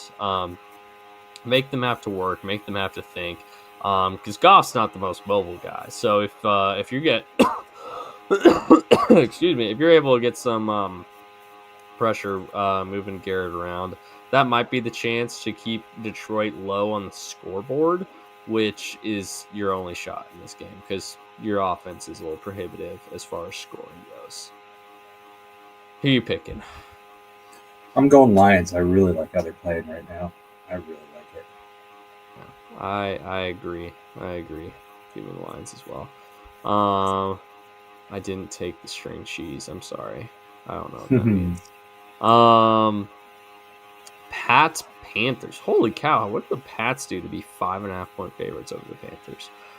Give me Bryce Young. Give me my boy Bryce in this one, as far as how to win this game. So last week, actually, funny enough, if we take both these teams' performances last week, we're looking at a team that was able to force a lot of turnovers and pull off a upset against the second-year quarterback versus a second-year quarterback who put up some numbers, but was held back by a lot of red zone turnovers and just turnovers in general by a lot of the guys who surround them.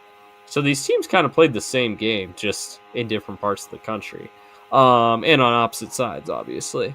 So for Carolina, defensively, this Patriots offense has shown that they are going to let teams stick around, not because of necessarily talent, just because of mistakes, turnovers. Is a Josh McDaniels offense after all. So for the Panthers, just, defensively, try to force them into mistakes, try to make them play from behind a little bit, force them, maybe get an early lead if you can. If you win the opening toss, take the kick, try to drive the field. I know Gonzalez might be back this week is what it sounds like from injury, but who knows, right? That's a little up in the air. Even then, no one can cover T-Mac. So, get an early lead, force New England to make mistakes offensively, and then run from there. You're 5.5-point dogs. Ooh. All right.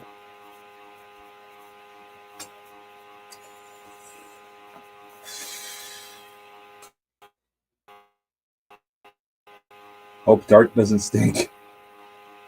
Dart? This is a Patriots. Oh, did you lose me? I lost you. Now I got you. Oh, geez, No, my screen totally blanked off on me. That's what I thought it was the Patriots. Oh, okay. Okay. Hope Drake May bounces back. One of the biggest things from that Belichick tree, from what you want from quarterbacks, is no negative plays, right? And one of the biggest negative plays, quarterback fumble. A pick is one thing; it's like a long punt. Quarterback fumble, you're giving up yards and giving up the ball, right? So I hope Dart bounces back. May. You got a very multiple defense, not in the same way as Belichickian, though, because Belichickian was very matchup dependent, incredibly matchup dependent. And you like the pressure more, right? So get after Bryce Young, get those arms up, right? You got to have a plan for T-Mac. I think Christian Gonzalez versus T-Mac is going to be very, very fun. Very, very fun. That's a must-see matchup right there. Play loose, right? This is a very gettable game. It's pretty. I think that spread's. I won't talk about the spread yet, but I think it's a very even matchup, right? Get that running game going with Stevenson and what the hell's his name? Ohio State guy. What's that Ohio State running back's name? Travion Henderson. Get the run game going. Yeah. Get the run game going. Make it easy for Drake May. Help him out, right? And that's it. Give me Carolina. That's too big a spread for me. Yeah, I was thinking the same thing. I was about to say it, but then I forgot to say it. But yeah, I think they're a lot closer matchup than 6.5. Right. Yeah, 5.5. But yeah. Oh, is that? See, I can't read. I can't see right now. That's okay. Well, no, I can, but it's just a little zoomed out. There you go. That's much better. That is much better. Next one is 6.5 though. Chargers Giants, where the Chargers 6.5-point road favorites. Who do you want taking I'll this take the one? Giants since I was already talking All about right. Jackson Dart. Yeah, you want to talk about Dart a lot, apparently. So I go guess so. Yeah. I hope you get a good steak dinner the night before the game hmm with Eli's help. Uh, hope the moment's not too big for him, right? Got to help him out. You got good targets. Theo Johnson's playing pretty well. Scadby's playing very well. But this is a tall task for the defense to go up against in your first ever NFL start. Minter's up there as one of the best DCs in the NFL right now. I mean, he can really scheme it up. A little different than McDonald. He likes quarters a little bit more than McDonald does. So it's pretty. The contrast between them is pretty interesting. But that's a whole different story. So you got to help him out, right? You got to scheme up Neighbors well. You got to use the tight end. Best friend of the young quarterback's tight end, Theo Johnson. It's your time to shine. It's gonna be tough to pass pro with the best left tackle in the league. What's his name? He's smacking guys in the helmet. Oh yeah, James Hudson. James Hudson, yeah. I wonder if he'll do that to Khalil Mack. Khalil Mack will kill him if he does that. Look, Lil Max out. He's out. Oh, he's out. Yeah, Damn, he's gonna be out for a extended period. I didn't know that. Man. And on defense, stop the run. Stop the run first. Harbaugh likes to run it, right? Play sticky. Use that awesome pass rush that just hasn't been unleashed yet, which is just one of the biggest disappointments in the league for me right now. Because I guess the bad Chiefs O-line, they couldn't do anything against Mahomes. Unleash the pass rush. Like Dexter Lawrence is just hating it there right now for some reason. You know who? The Giants should hire Minter after this. That's who they should hire. They're going to hire, but they have the young quarterback, so maybe they hire Kingsbury. But get after Herbert. Get after Herbert with that D-line, man, please. And that's it. Yep. For the Chargers, I feel bad because I already said this for a different game, but just play your game. Just take care of business. The Giants' offense is not going to be able to do a whole lot against this Minter defense. Maybe with Dart, I don't know. They'll probably be a little bit more dynamic with Dart than they were with Russ, but they might also have a simplified game plan because maybe they don't have as much faith in the rookie quite yet. So, I think higher ceiling, lower floor offensively, which I don't know, a Jesse Minter defense. That's not necessarily the time to break out the high ceiling, low floor option. So defensively, just keep doing what you've been doing. Really, really strong start to the season. Giants defensive line, their defense as a whole has been somewhat of a disappointment this year. Not a massive disappointment because they've still been mostly containing teams scoring wise, other than the Cowboys game, which I don't even know what happened in that one. But a disappointment. So Herbert, keep up the strong start, and defense, just do what you've been doing. Who's your pick in this one? I'm going to take the Chargers here. I'm also going to pick the Chargers. 6.5. It's comfortable. Rookie kind of the opposite of the Patriots one. Yeah. Philly, Tampa. Philly, 3.5 point road favorites. I'm going to take the Bucks. Oh, man. Breakdown here. So, Bucks. I think the Rams, first half Rams kind of gave you the game plan for how to beat this Eagles defense. And not just quick passing game. Sounds like Godwin might be back this week. Losing Mike Evans is tough, though. So if Godwin and Mike Evans are both out, you could be in trouble there. But at least you still got Buka and J Max still there as well, who obviously haven't heard as much from this year just because that receiver room is so loaded. But if you got force feed at Buka just to make it happen, that's okay. It'll make my preseason Rookie of the Year pick look pretty good. Just do what the Rams were able to do with Puka. Just get him open real fast. Eagles secondary is taking a little bit of a step back. Quinion Mitchell hasn't been quite as good at the start of this year as he was at the start of last year. So just try to get guys open fast. And take advantage. They're going down to the Tampa Bay Heat. I know Tampa's wearing their white jerseys and Philadelphia's wearing the dark green, so that's smart. That's a good choice there. Offensively and defensively, I mean, Tampa, not great defensively, which is going to for sure hurt you, especially now it seems like the Eagles have finally woken up their passing offense a little bit. But just try to be sticky with them, force Hurts into making some tough decisions, and if they got to get a tush push, you got Vita Vea out there. So, Oh, imagine Vita Vea taking a snap. oh yeah, imagine Oh Vita Vea on a wait, tush no. push. I thought about it reverse. Nope, I was wrong. Yeah, Tampa but is like one of the few yeah, teams that have the personnel to stop a tush push. I was But in the imagine a last. Vita Vea tush push. That would be incredible. You didn't take the string cheese. I was in the last period. Fifth period. Okay, fifth period. I'm gonna think. Okay. What about Philly? How's Philly win this one?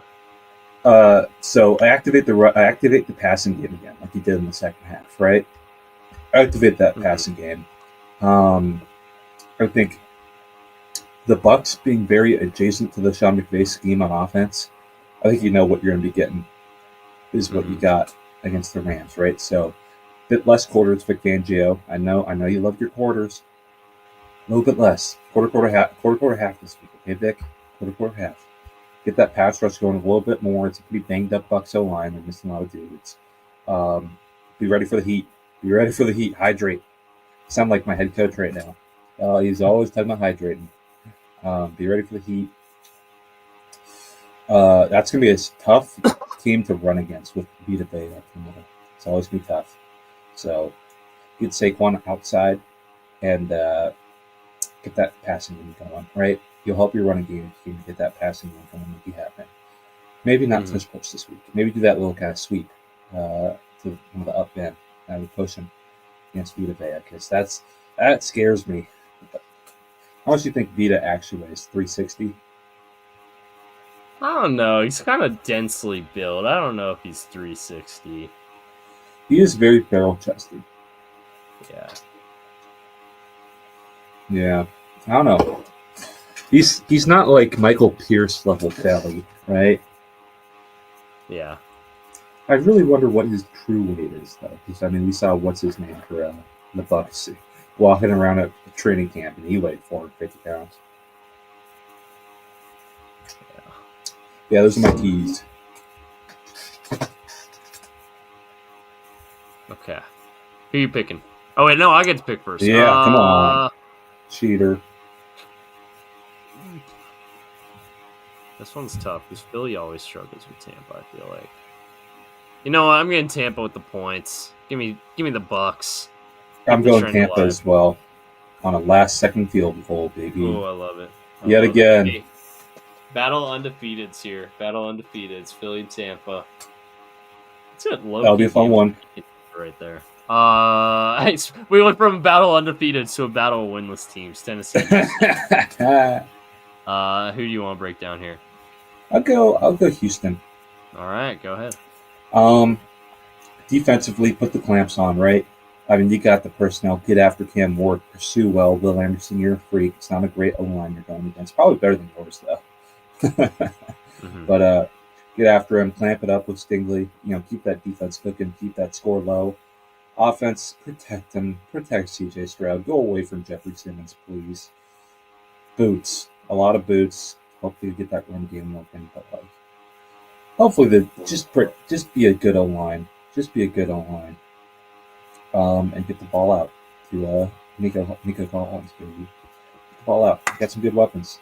Be better. Yep. Be better, C.J. Stroud. Yeah.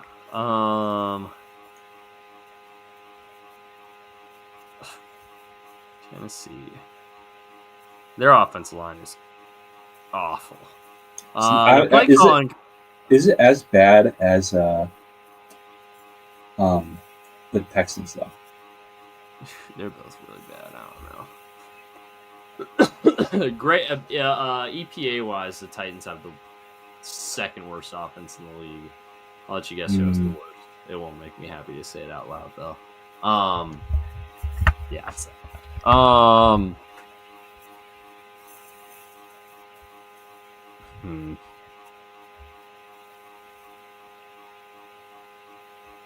How do the Titans win this one?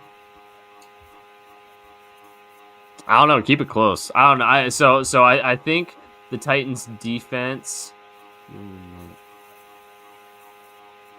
Anyways, I think the Titans defense is going to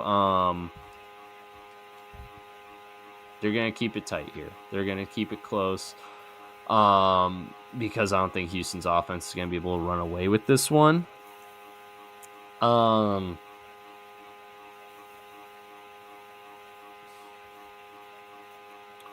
At the same time,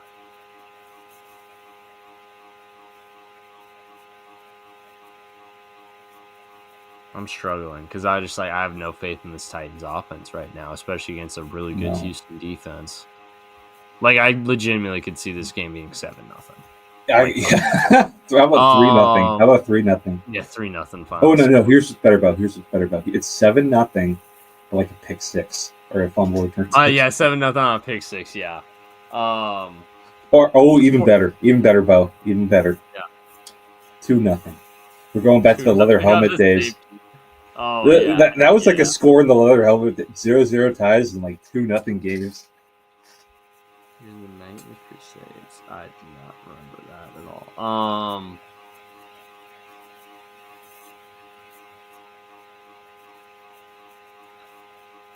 Keep it close. I don't know. Keep it close and hopefully Cam Ward can do something crazy to win you the game. You know, it's fun. Actually, yeah, you make the first pick here. I'm gonna go Titans, man. I don't trust Houston with 7.5. Yeah, I was gonna say in a game that I think is gonna be low scoring, 7.5 is just too much for me. I think Houston wins, but that's too much for me as far as covering goes. Rams Colts. Ooh, that's a fun one. That's gonna be really fun. Give me the Rams for this one. So for the Rams, Colts, Louis and Remo very zone heavy, obviously. So if there's a way to break that zone heavy, it's just super quick passing game. Don't let the play. Don't let Stafford hold the ball too long, basically. Just try to get it out quickly, get Puka on some screens, get Puka out in space as much as you can. And I think you'll be able to find holes in the zones. Although I will say Indianapolis runs the Anarumo zone coverage a lot better than Cincinnati did last year.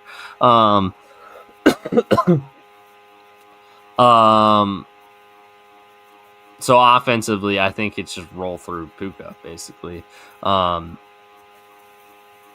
Defensively, keep Daniel Jones in the pocket. He's made some sneaky good plays with his legs the past couple weeks too. He had the one really nice run. Yeah. So keep Daniel Jones in the pocket. Keep pressure on him too. I mean, hit under your desk during some movie. It's got to be Diego. No. All right, I got to tell you something really funny, really quick. How many yards did Ken Walker have tonight? I have no idea. 110. He had 110 yards rushing? I don't know if it was rushing. That'd be total. Shoot. Oh, it might be total. Let me check real quick. During some movie. He had 81 rushing. That feels like a lot more than he actually did. I know. It does not feel like he had that many. Oh, no. That might not be Diego, actually. That might have been Katie, actually. Anyways, Yeah, it was 110 total. Yeah, 29 receiving. Yeah, so for LA, just get a ton of pressure with that defensive line against Jones. Force him into making some mistakes. And I think you'll be okay. All right. For the Colts, keep that magic going, man. On defense, you got to be really disciplined. Because Sean McVay will throw everything at you. They'll put everything out there. So you got to be ready. You got to be ready. You got to be disciplined. Got to hold the edge. Stop the run. Stop the short passes. But cap verticals. You know, it's such a tough assignment. But I mean, they got some ballers out there. On offense, you know, you got to protect. You got some good tackles. Interior's a little shaky, right? So you got to stand up against first. Got to limit the turnovers. Don't let turnovers happen. I think that's the most important thing. Don't turn the ball over. Play control. Play possession. Got a good running game. Keep the magic going, though. Keep the magic going. I'm taking the Rams in this one. I am as well. I think this is the time when the Colts crumble down a little bit. Man, we are super chalky. We've got one difference so far this week. All right, Niners, San Francisco, Jags. Jacksonville. Who you want? I'll take the Jags. All right, go ahead. Hope Trevor Lawrence plays well. Niners defense is looking pretty good. I was doubted, but no more Nick Bosa, so that's going to be a big blow to them. So you probably have more time in the pocket, right? The rest of their defensive line is a bit more questionable. Fred Warner's still the best linebacker in the game, though. So the run game is going to be really key. Got to block him, but he's also great in pass, right? Their secondary is definitely suspect. I think you're going to be throwing more than you running today or that on Sunday. So got to be dialed in. Trevor Lawrence got to be dialed in. On defense, let those edge rushers feast, man. Trent Williams is not what he used to be. He definitely took a step back this year. Harass Mac Jones. You know him a little bit. You know him decently well. Although, was he there last year? Or was it the year before? I forget. But you should know him pretty well. Last year. It was last year. Yeah, it was last year. So you'll know him pretty well. You probably went up against him in practice if you're Josh Hines Allen or Trevon Walker. Play sticky. They love their play action. They can get loose a little bit. Play sticky. Limit George Kittle. Was George Kittle out?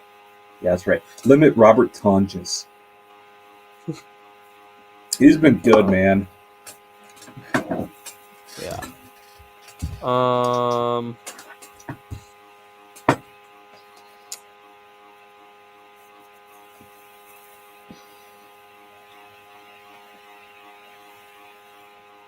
Let's see.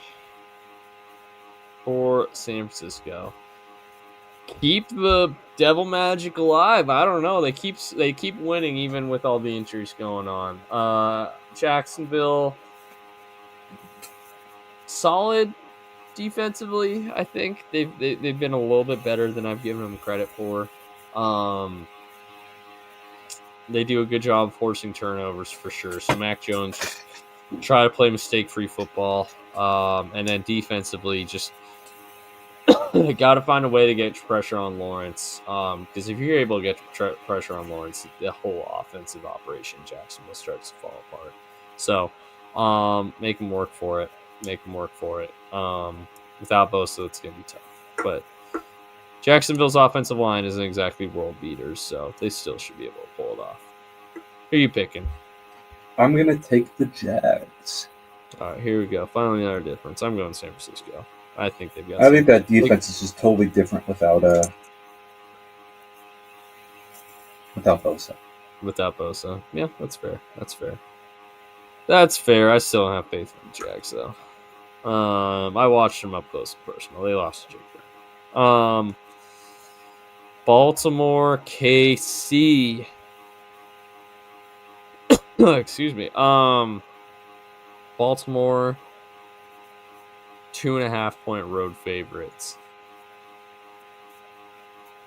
The two worst people I know.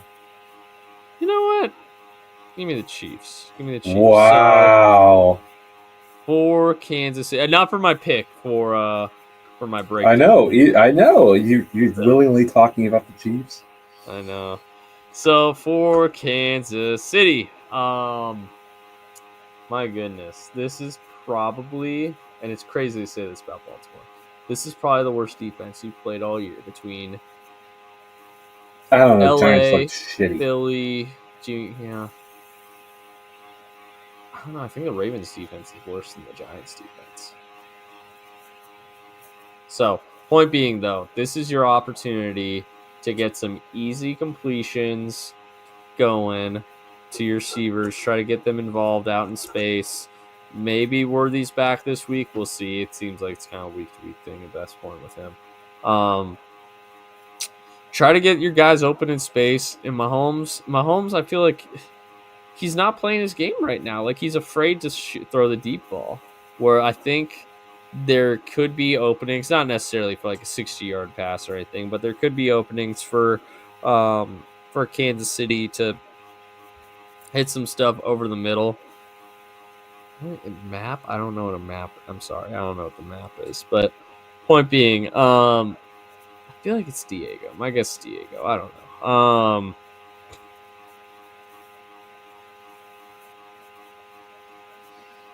Kansas City. Yeah, offensively, I don't know. Just try to attack the middle of the field as much as possible. Away from Kyle Hamilton's side, obviously. Marlon Humphrey's been a bum so far this year, so take advantage of that as well. And then defensively, try to contain, take the Detroit game plan, try to contain Lamar as much as possible. Kind of like how Detroit did, keep him in the pocket, and then get home with the pressure. Chris Jones up the middle, they should be able to rush the passer pretty effectively. See what works. That's the game plan for Kansas City to win this one.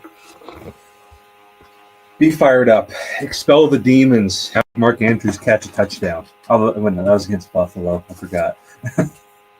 Have Isaiah Likely catch a touchdown. There we go. After that last year, game one.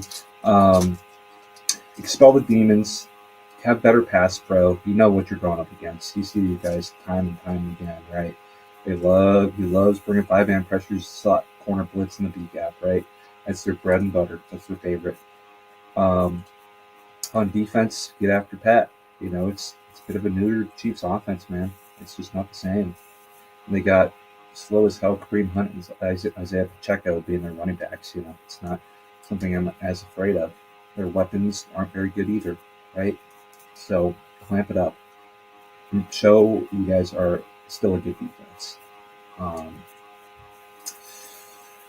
Don't screw up. Just be angry.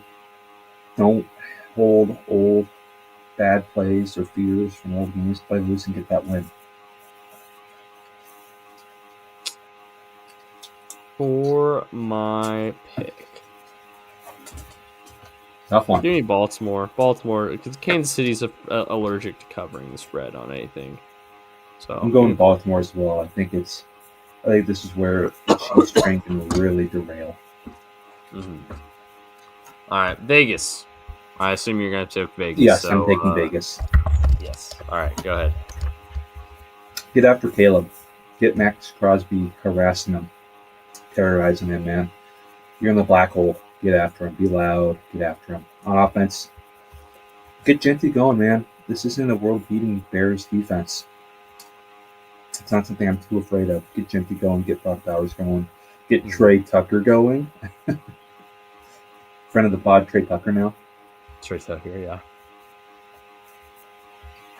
Have Geno not be doing stupid things. They do have a pair of great corners, right? So I think you're going to be doing a lot of 12, a lot of Mike Meyer and Brock Bowers and Ashton Gentry being involved in the passing game. And protect Geno, and maybe fire Brevin Carroll.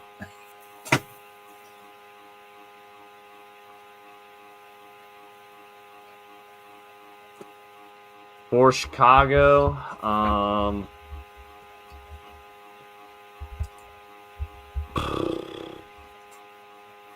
Raiders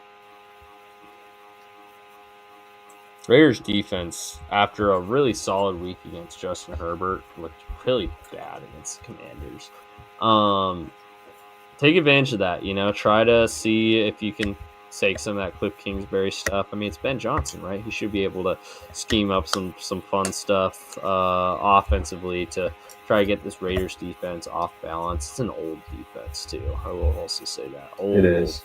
So try to get some speed, get Rome involved, get DJ Moore involved, get Colson Loveland involved. Just your fast guys, make them cover long. I try to hold up pass rush wise. Max Crosby's going to be a game wrecker here, but if you can hold up outside of him, you should be okay. And then defensively, just force Geno into mistakes as much as you can. He's shown he's going to be he's been very turnover prone so far in Vegas. So what a surprise! Mistakes, yeah, right.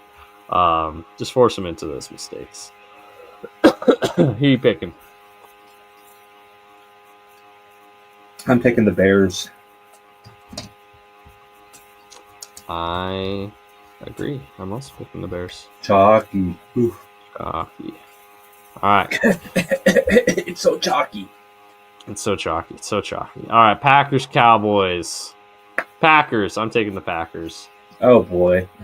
So for Green Bay, just remind Michael Parsons about him and Jerry Jones' conversations from August.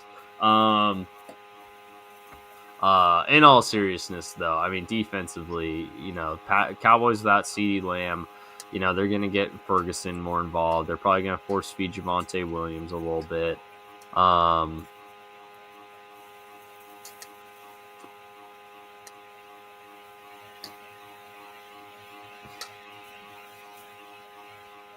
Be aware of what their backup plans are going to be.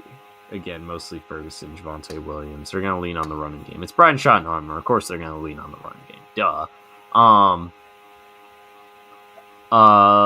So defensively, just be prepared to take those away.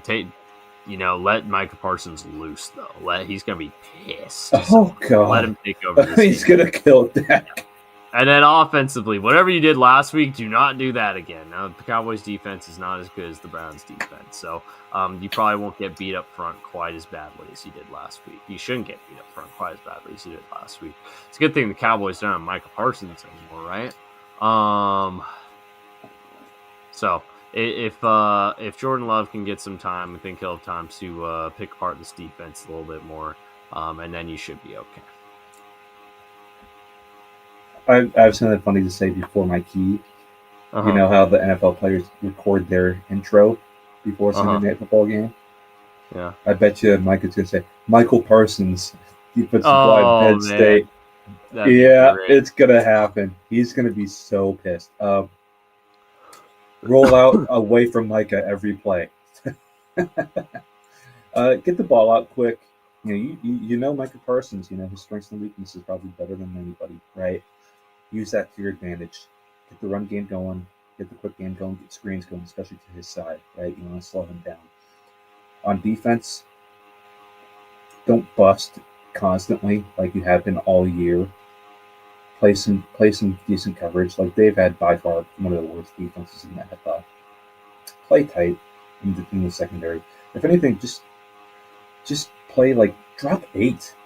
Just do 3-man rushes because it's not like blitzing's helping you, and it's not like you're playing good coverage. So I just drop back, play stout against the run. Game plan for my okay. That's the most important thing.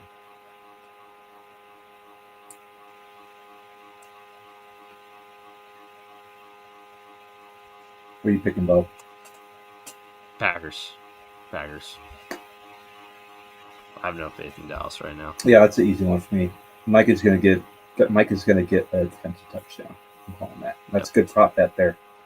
Micah Parsons anytime score. Oh, you know what they might do? They're gonna bring him in on offense on the goal line. That would be awesome. Touchdown against that'd be beautiful. Against his former a real teammates. Monday night stinker, Miami, New York Jets. Ugh. I'll take the Jets. Both of these are Monday night stinkers. Yeah, go ahead. So defensively, stop the run. Right, their biggest threat is Devon Achane. He's the only threat on this Dolphins team right now. Confuse Tua and clamp up. Play not clamp up, but you got to cap those deep balls to Tyreek and to Jalen Waddle. So I think this situation, the static defense that Aaron Glenn likes, actually is going to suit them pretty well. So I think they match up pretty well. They got a good D line. I think they'll be able to stop the run. You got some real dogs on that defense. Offensively, run the rock, man. Breece Hall's looking really good this year. Keep it on the ground. Be physical. That Dan Campbell mentality, right? Keep it on the ground. The offense runs through Breece Hall, not Tyrod Taylor. And then get some good play action shots to Garrett Wilson.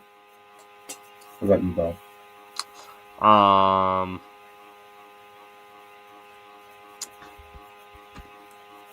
For Miami.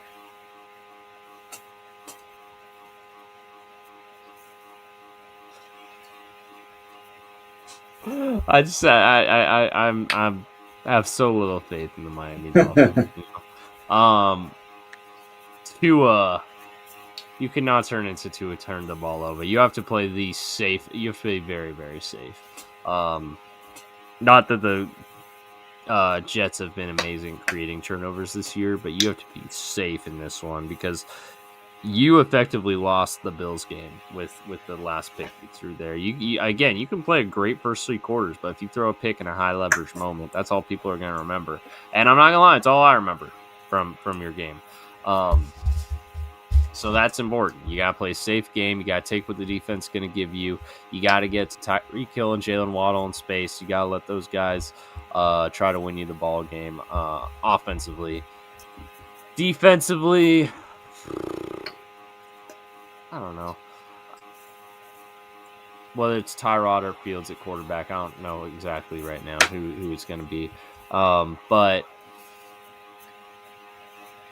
just force them to hold the ball. Both, there's similar play styles. Fields more of a runner than Tyrod is, but both can run. Fields more run first though, so it's a little different in that regard. But either way, force them to hold the ball. Force them to try to make things happen, and hopefully force some passes they really shouldn't.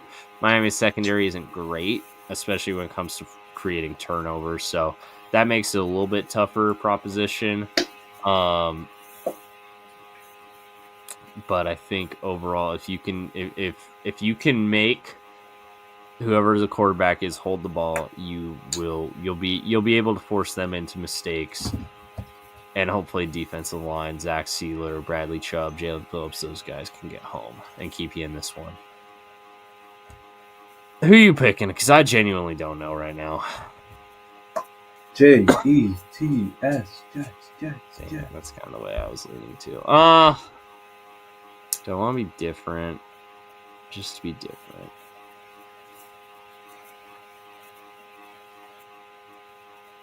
I don't know. You know what? I've been more enthused with the Jets' performances overall, even with the clunker they threw up against the Bills. Give me the Jets. I'll take the Jets.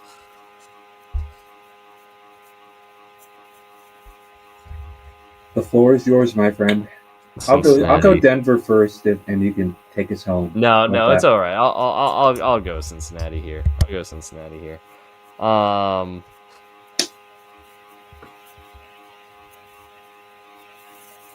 I don't know. Okay, I will. Okay, I will say this. Cincinnati's defense so far this year has been doing a really good job of forcing turnovers.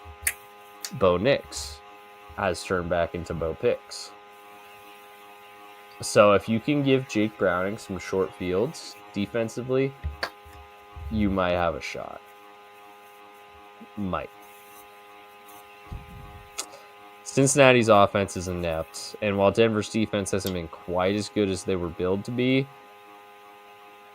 they're still going to be more than capable of shutting this Bengals offense down the way it is constructed at the moment.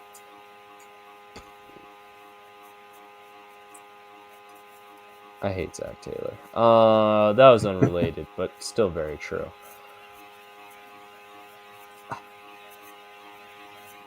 I just have so little faith in this team to be able to do anything in this game. I think if you're going to win this game, it's going to be... I can't believe I'm saying this. It's going to be your defense keeping you in it. Forcing Bo Nix into some turnovers. Make him make some mistakes that give you short fields. Maybe Evan McPherson hits a long field goal or two. We'll see. The Bengals suck. But suck a little bit less than normal. That's how you win this game. Force turnovers and suck less than normal. I guess offensive game plan wise, just get Jamar the ball in space and hope he can do something magical. That's how you're going to win this one.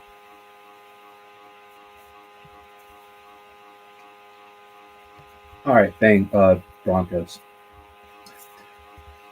Take the game out of Bo Nix's hands. He's just not getting it done, but maybe gain some confidence back.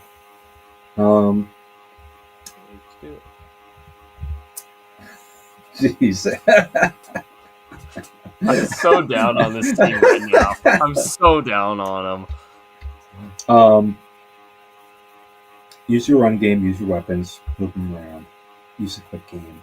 It's still pretty. It's not a terrible defense. The defense is better than the offense. Right. Defensively, Let that pass rush go. You got the highest pressure rate, but you're not really making it into good defensive performances. I'd hang off on bringing the blitz. You got two really great receivers. You got to go up against very talented weapons, but it is Jake Browning. So if you want to foster him, that might be a good plan too, right? Play strong. Play. Just bring pressure. Get off blocks. Sack Jake Browning. That's what I would say. Bo, will the Bengals win this game? They're not even gonna cover. They're gonna get killed. Give me Denver 7.5. I'm taking that.